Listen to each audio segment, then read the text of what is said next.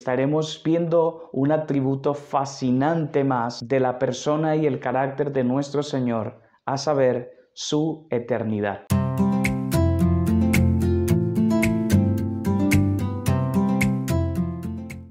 Saludos, te damos en el tierno amor de Cristo. Te damos las gracias por estar con nosotros en esta nueva ocasión. Agradecemos tus oraciones, que compartas este contenido con tus compañeros, amigos y que le des like y que nos apoyes y nos sigas ayudando en oración. Como es costumbre, para poder tener un conocimiento verdadero y profundo acerca de Dios, ya hemos aprendido que tenemos la creación como una vocera clara de su poder y de su majestad, y también hemos aprendido que por excelencia, si queremos conocer a Dios, debemos atender a su palabra, su revelación escrita. Por tanto, para ver la eternidad de Dios, me parece a mí importante que veamos los siguientes versos en la Biblia. Por ejemplo, Primera a Timoteo, en el capítulo 1, en el versículo 17. Leemos: Por tanto, al Rey de los siglos, inmortal, invisible, al único y sabio Dios, sea honor y gloria por los siglos de los siglos. Amén. Capítulo 1 de Apocalipsis, versículo 8, leemos: Yo soy el Alfa y la Omega, principio y fin, dice el Señor, el que es y que era y que ha de venir, el Todopoderoso.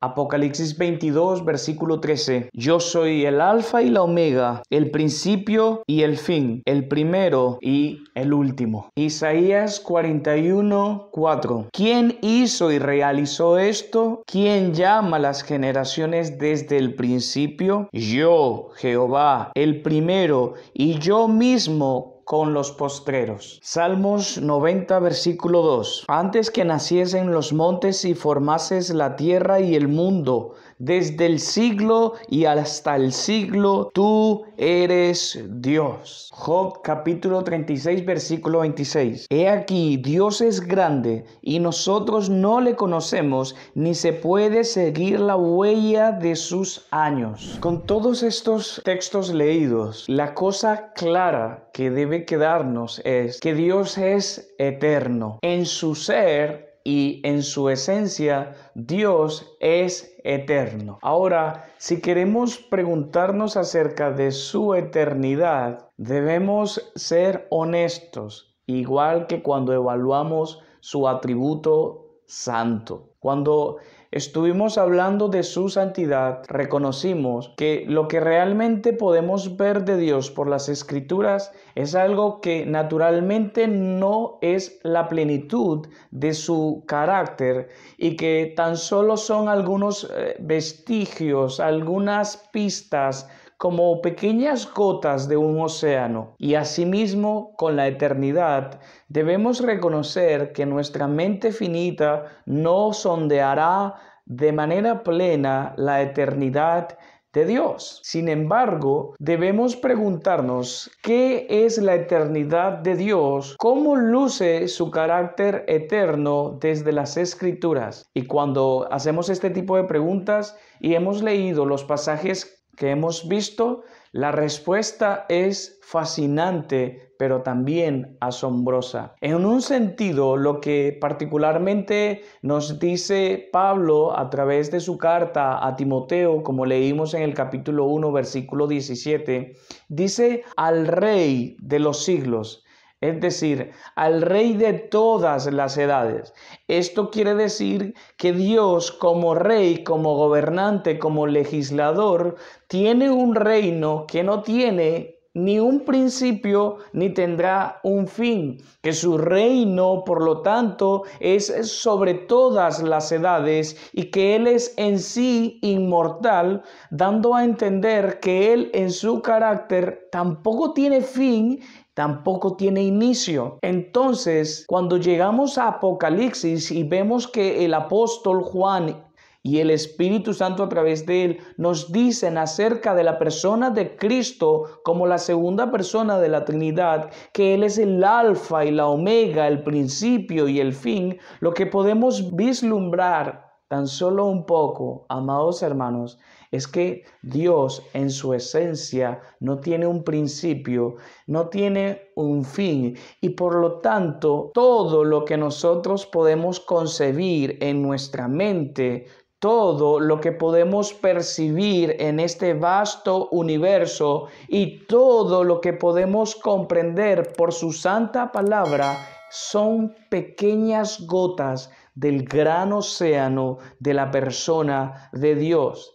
En este sentido, su eternidad, más o menos, podemos entenderla como Dios en su esencia es sin dejar de ser y sin causa.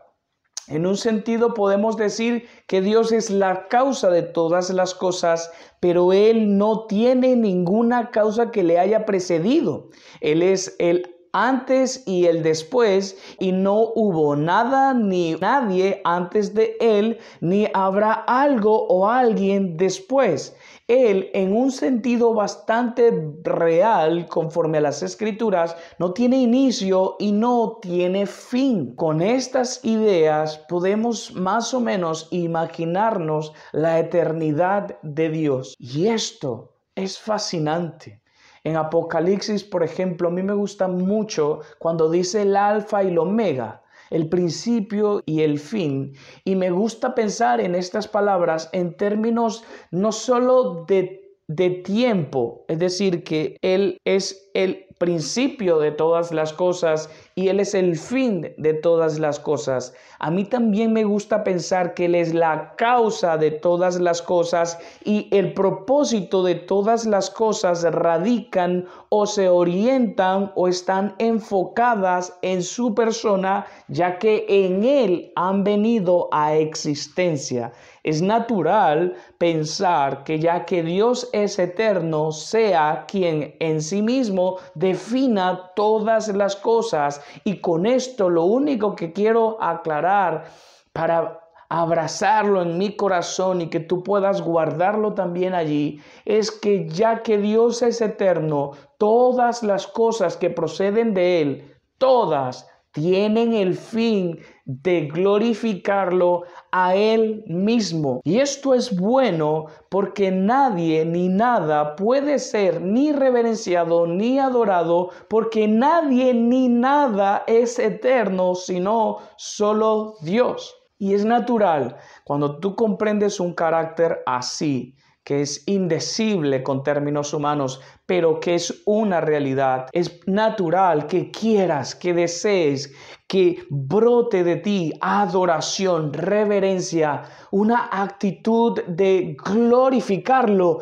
porque ¿quién merece gloria? ¿Quién merece honra sino Dios, que es en su esencia eterno, que no tiene un fin, que no tiene un inicio, que no hay nada antes, que no hay nada después, que no hay nada, por lo tanto, que lo sorprenda, nada que lo mueva, nada que lo aturda, nada que le haga conmoverse o verse sorprendido, pues antes de todas las cosas Él ya era y después de todas las cosas Él es y siempre será Dios eterno. Por eso Pablo dice, por tanto, y en consecuencia, gloria, alabanza, honra, honor, tributo, toda reverencia y actitud de gloria sean dadas a nuestro Señor, el único Dios eterno. Aleluya, aleluya, aleluya.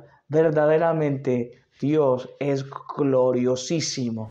Ahora, hay ciertas cosas que se desprenden consecuentemente del hecho de que Dios sea eterno. Veremos algunas de ellas, pero la más consecuente a la luz de su eternidad, me parece a mí, es que ya que Él es eterno, es una lógica pensar que Él sea el autor de todo lo creado. Y aunque esto ya lo hemos visto en el video anterior, quiero que lo volvamos a tocar desde la perspectiva de que ya que Él es eterno, se desprende consecuentemente el hecho de que Él sea el autor de todo lo creado. Por ejemplo, Nehemías nos dice en su capítulo 9, versículo 6, Tú solo eres Jehová, Tú hiciste los cielos y los cielos de los cielos con todo su ejército, la tierra y todo lo que está en ella, los mares y todo lo que hay en ellos. Y tú vivificas todas las cosas y los ejércitos de los cielos te adoran. Entonces es consecuente pensar que ya que Dios es eterno, Él es el autor de todo lo creado, pero además Él es autor de la vida. Por ejemplo, en Hechos 3, versículo 15 leemos: y matasteis, dice el apóstol Pedro en su discurso, al autor de la vida, a quien Dios ha resucitado de los muertos, de lo cual nosotros somos testigos. Él hace una declaración categórica acerca de Jesucristo, llamándole autor de la vida. Y es natural pensar que así lo sea, porque ya que Él es Dios, es eterno. Es consecuente, por lo tanto, que Él sea creador de todas las cosas y autor de la vida. Pero también, además, es autor de la resurrección. El Evangelio de Juan capítulo 11, versículo 25 lo afirma. Jesús dijo: yo soy la resurrección y la vida. El que cree en mí, aunque esté muerto, vivirá. Entonces, viendo la asombrosa realidad de Dios en esencia como eterno, como el principio, como el fin, como la causa no causada de todas las cosas y por lo tanto el fin mismo de todas las cosas, entendiendo más o menos esta gloriosa verdad de su carácter, pensamos consecuentemente que es natural que Él sea el autor de la vida, el autor de lo creado, el autor de la resurrección, el autor del plan de redención, el autor del evangelio, el autor de todas las cosas y el fin mismo de todas ellas. Pero además, ya que Él es eterno, podemos ver en su eternidad que Él es majestuoso, poderoso, rey, es espíritu, es trascendente. Y podemos ver su majestuosidad, su poder, su reinado, su esencia espiritual. Pero además vemos que Él, ya que es eterno, es majestuoso, tiene un reino que es sobre todos los reinos, porque su reino trasciende el tiempo y las edades. Por tanto, es el Rey de Reyes. Él gobierna perpetua y eternamente, y además vemos que Él es espíritu. Él es espíritu, Dios Padre es espíritu, Dios Espíritu Santo es espíritu, y Dios Hijo, habiendo tomado forma de hombre, permanece eternamente y para siempre con un cuerpo glorificado, capaz de gobernar y legislar y mostrar su majestuosidad y a la vez manifestar su gracia, su amor y su evangelio en cuerpo por todos los siglos. Y vemos que Él es majestuoso, vemos que Él es Rey de todos los reyes, que su control y su dominio está por sobre todas las cosas, y vemos que Él es trascendente. Esto quiere decir que Dios no puede ser contenido por nada de lo creado. Él está fuera de lo creado. Él no está dentro de las cosas creadas porque Él es autor. Se entiende que Él está distante, separado, ajeno en un sentido bien, en un sentido bueno de la palabra. Él es ajeno de la creación y de todos nosotros en términos de eternidad. Significa, por lo tanto, que su trascendencia está por sobre todas las cosas. Y, amados hermanos, es consecuente, es natural que por los ojos espirituales, a través de su revelación, viéndolo así en las Escrituras, díganme si no habrá en nosotros un espíritu de adoración. Si no habrá en nosotros motivación suficiente para adorar al único Dios verdadero, que como ya hemos visto, ha querido darse a conocer a los hombres. Dios, que es eterno, a la vez, en la persona de Cristo, se ha hecho cercano, humilde, visible, como lo dice Pablo en Colosenses 1. Él es la imagen visible del Dios invisible. Y aunque Él es eterno, trascendental, Él es glorioso, majestuoso, su reino es por todas las edades. Amados hermanos, Él, sin embargo, ha querido darse a conocer a ti y a mí.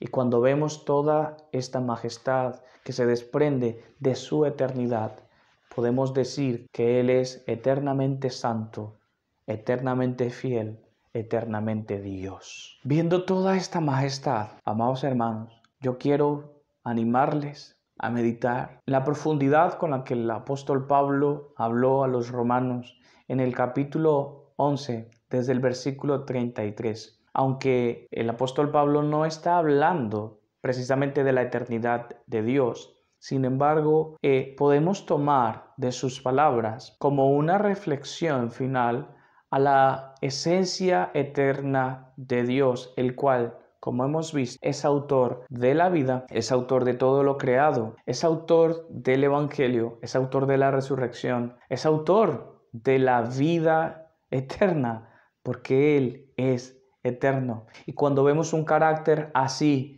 eternamente santo, eternamente fiel, eternamente glorioso, eternamente majestuoso, eternamente Rey, podemos decir con el apóstol Pablo: oh, profundidad de las riquezas, de la sabiduría y de la ciencia de Dios. Cuán insondables son sus juicios e inescrutables sus caminos. Porque ¿quién entendió la mente del Señor? ¿O quién fue su consejero? ¿O quién le dio a él primero para que le fuese recompensado? Porque de Él y por Él y para Él son todas las cosas. A Él sea la gloria por los siglos de los siglos. Amén. Apliquemos la eternidad de Dios a nuestras vidas. ¿Cuántos serán nuestros años? ¿Cuántos serán nuestros sufrimientos, nuestras alegrías, nuestras caídas? ¿Cuánto será el término de todo lo que hayamos vivido en este tiempo presente? ¿Cuántos reyes se levantarán? ¿Cuántos muchísimos más caerán? ¿Cuántos procurarán la exterminación del reino de Dios? ¿Cuántos hombres y mujeres levantarán el puño contra su iglesia? Díganme, ¿cuántas maldades seguirán habiendo debajo de este sol? No importa cuánto tiempo pase, el tiempo para Dios no existe, porque Él está fuera del tiempo, ya que Él es eterno. Piensa en ti, piensa, si no has creído en nuestro Señor, si no te has arrepentido del pecado, no importa si disfrutas de la vida en este tiempo presente, tampoco importa si sufres como incrédulo, igual que todos en este tiempo malo. No importa si logras alcanzar tus sueños, si no tienes a Cristo, no tienes reconciliación y vida eterna, y por lo tanto, ya que Dios es eterno, el juicio que Él hará será también eterno. Te animo a que creas en el Evangelio, a que te arrepientas de tus pecados y entregues tu vida al Salvador, el cual, siendo la imagen visible de Dios invisible, se ha hecho cercano a nosotros y nos ha dado vida eterna a todo aquel que cree. Acércate a Él, cree y arrepiéntete. Pero a ti, que eres creyente, amado, ¿no te consuela saber que Dios es eterno? Dime, ¿no te da ánimo saber que tus luchas son pocas cuando la consideras a la luz de lo eterno? No importan tanto tus caídas, levántate, pues es eterno tu Salvador, y a Él le has de dar adoración por todas las edades. ¿No te consuela? Yo te digo que si has estado desanimado, considera la eternidad de tu Salvador y dime si hay algo que a Él lo pueda mover de su trono. Dime si hay algo que Él pueda hacer, si hay algo que a Él le pueda hacer temblar. Dime si hay algo que sea digno de su preocupación. ¿Por qué te afanas? ¿Por qué te llenas de angustia? ¿Y por qué está turbada tu alma? Oh, levántate hoy, mira a tu Salvador un día más. Él es eterno y la salvación que te otorgó una vez y para siempre también es eterna, eterna, eterna. Regocíjate conmigo y alabemos a nuestro Salvador. Alabemos a Dios porque nos lo ha dado. Alabémosle por su Espíritu Santo que nos lo ha revelado. Alabémosle por su palabra, la cual el Espíritu de Dios ha inspirado. Alabémosle por su Evangelio. Alabemos a nuestro Dios trino y eterno. Por todas las edades démosle gloria. Amén.